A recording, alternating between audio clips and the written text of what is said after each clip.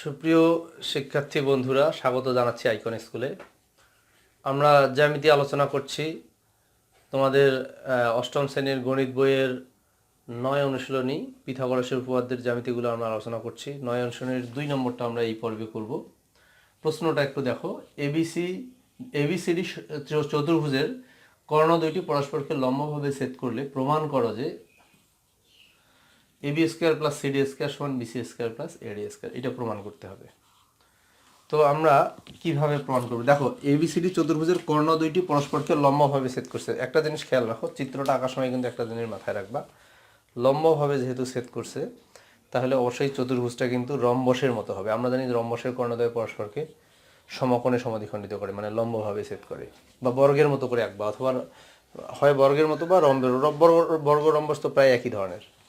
যাই হোক, ওইভাবে আঁকবা আর কি, চারটা বাহু সমান করে আঁকবা, তা না হলে কিন্তু সমকোণে ছেদ করবে না। এই জিনিসটা মনে রাখবা। আমি এইভাবে চারটা বাহু অনুমান করে নিলাম আর কি, এ বি সি ডি। এটা একটা চতুর্ভুজ। এই কর্ণগুলো আমরা আঁকি।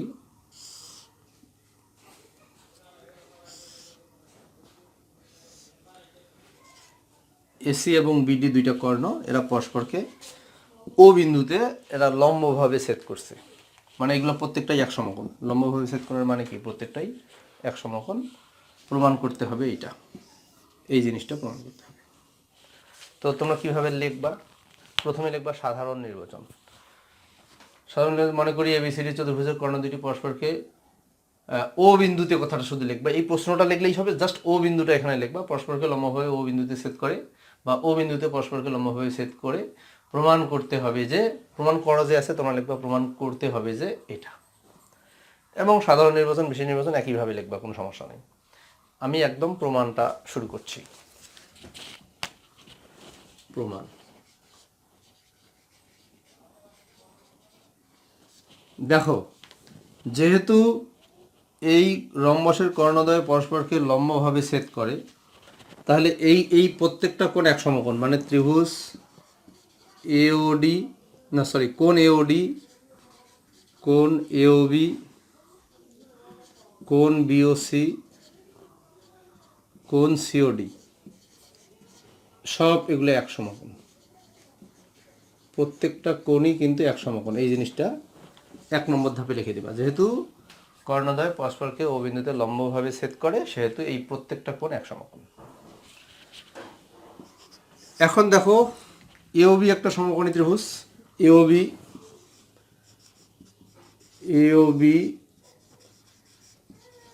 সমকোণী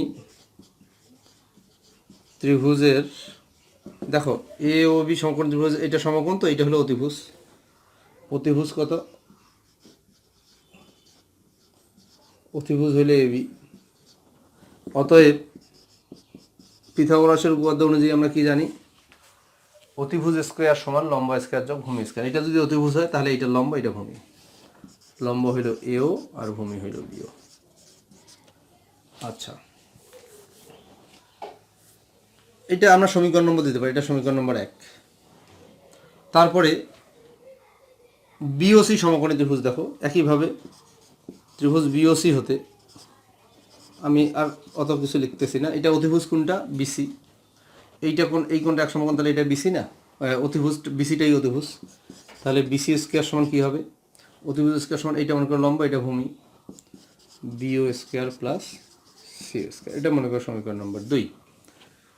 তারপরে এই ত্রিভুজটা দেখো, সিওডি ত্রিভুজ। ত্রিভুজ সিওডি হতে, সিওডি ত্রিভুজের অতিভুজ কোনটা? সিডি। সিডি স্কোয়ার সমান কী হবে? এটা লম্ব, এটা ভূমি, CO square plus DO square. এবং লাস্ট এই ত্রিভুজটা, ত্রিভুজ এওডি হতে, ত্রিভুজ এওডি হতে এখানে এই ত্রিভুজটার অতিভুজ হলো এডি। এডি স্কোয়ার সমান লম্ব, মনে করো এইটা ভূমি, এটা। আচ্ছা, এখানে লম্ব আর ভূমি কিন্তু কোনো ফ্যাক্টর না। লম্ব এবং ভূমি কিন্তু কোনো ফ্যাক্টর না। যে কোনোটাকে তুমি লম্ব, আবার যে কোনোটাকে তুমি ভূমি মনে করতে পারো, কোনো সমস্যা নাই। এটা সমীকরণ নম্বর 4। দেখো, তাহলে এডি স্কোয়ার সমান আমরা পাইলাম ওডি স্কয়ার প্লাস ওএ স্কয়ার। যাই হোক, যারা পিথাগোরাসের উপপাদ্য পড়েছো বা পিথাগোরাসের উপপাদ্যের মূল বিষয়টা বুঝো, তাদের কাছে কিন্তু এগুলো একদম খুব সহজ বিষয়, একেবারে ইজি একটা বিষয়। এখন দেখো আমাদের প্রমাণ, এখন আমি 3 নম্বর ধাপ। 3 নম্বর ধাপে কি করব, আমাদের প্রমাণটাতে আমরা দেখি, এখানে প্রমাণটাতে বাম পক্ষে কি আছে, AB square plus CD square. এখানে এবি এখানে আছে, সিডি কোথায় আছে, এইখানে আছে। তাহলে আমি করব কি, 1 ও 3 যোগ করব, এটা 1 এটা 3, 1 ও 3 যোগ করি, এই কথাটা লিখব। তাহলে যোগ করলে কি হয়, এখানে পাচ্ছি আমি এবি স্কয়ার,